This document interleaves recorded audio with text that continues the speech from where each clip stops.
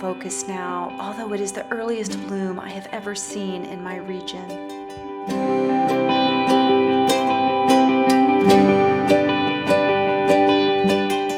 My cool weather garden is beginning to fill in, and soon I will be harvesting my long-awaited garden salads.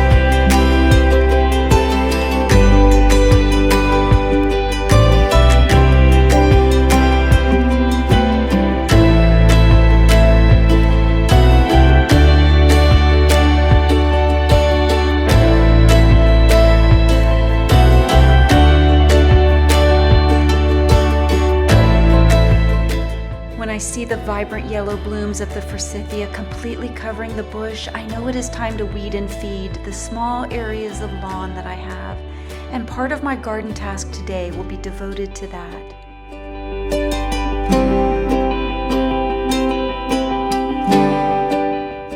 I am thrilled to see that the mason bees have returned to the houses that I put out especially for them. These are super pollinators, able to pollinate 100 times more than a honeybee and rarely sting. The seeds I have sown in the mini outdoor greenhouses are ready to be transplanted. I can look on the bottom and see when the roots have filled out the soil and know that it is time.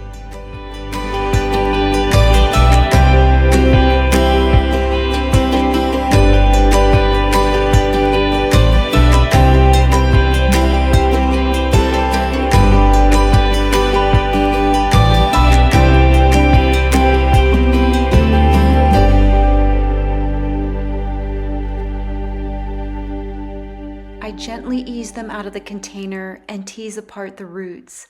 I then plant each of the seedlings about a handbreadth's width apart and water them in gently. These will go in my covered bed, as these baby bok choy are in the brassica family and will attract the cabbage moth, which can decimate a brassica crop.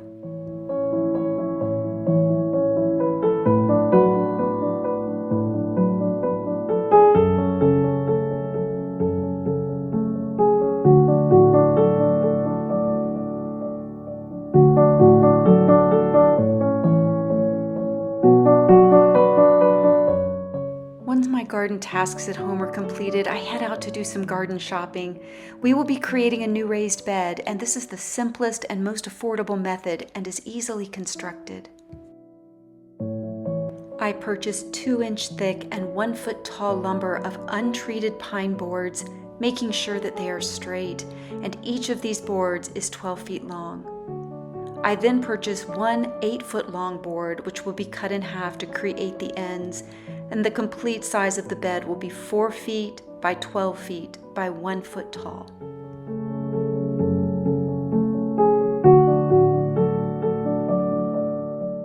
I then make a stop at my favorite locally owned hardware store that carries seeds, seedlings, garden supplies, and more. I am searching in particular for seed potatoes, as well as for a small bag of grass seed to patch some bare areas in my lawn.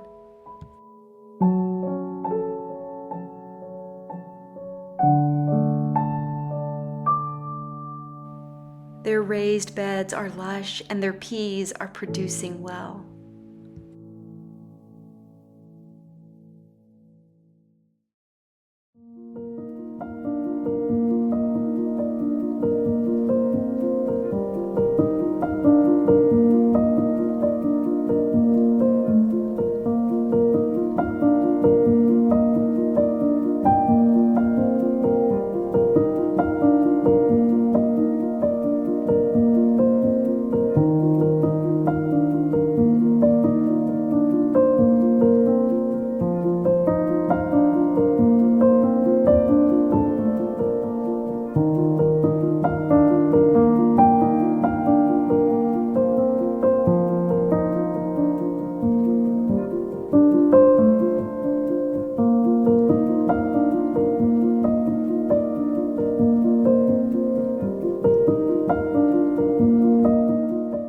Their soda pop cooler is famous around town, particularly with children and in the heat of summer.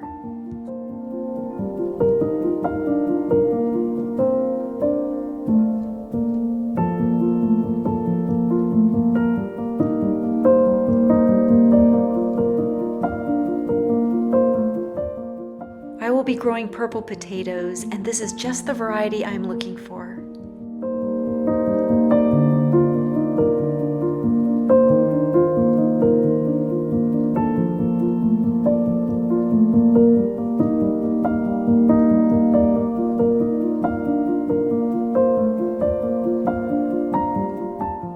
Once I return home, I begin preparing the lumber for the new raised bed by cutting the end piece into 2 pieces, each 4 feet long.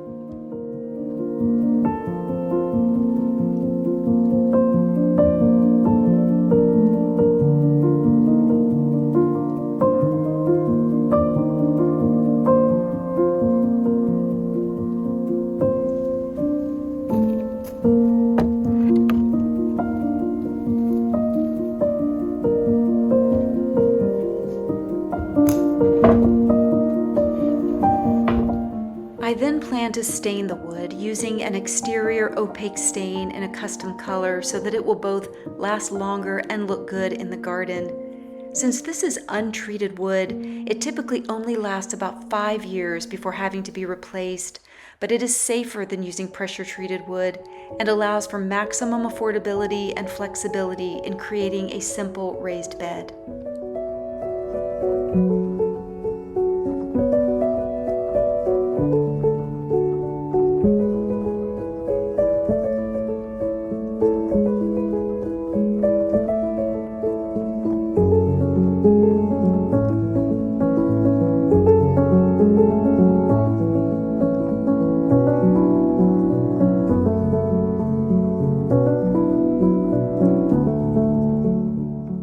The pieces are simply set into place and held by 3 screws at each corner. There is no need to add any sort of anchoring, since once it is filled, the soil will hold the bed in place.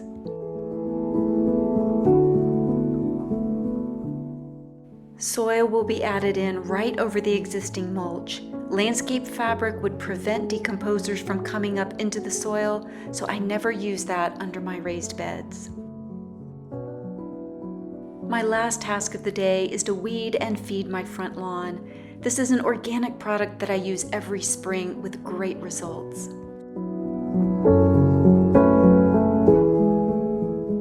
First, I cut the grass at a level 2 setting. Normally, I would cut this area at a level 3 so that it can withstand summer heat. As a cool season grass, this is important, but right now it is able to take a lower setting without stress, and it will allow the granules of the product to better reach the soil level.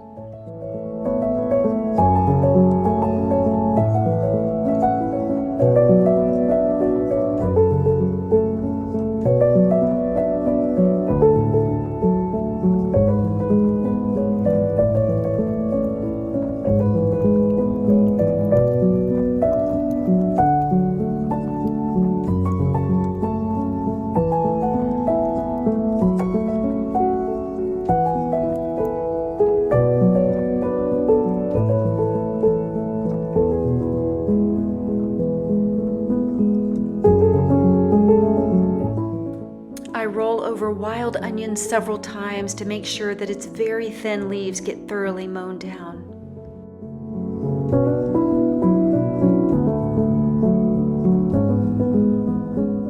There is no need for a spreader. It is simple to scatter the granules by hand. This is the beauty of an organic product, as it is perfectly safe for you and your pets.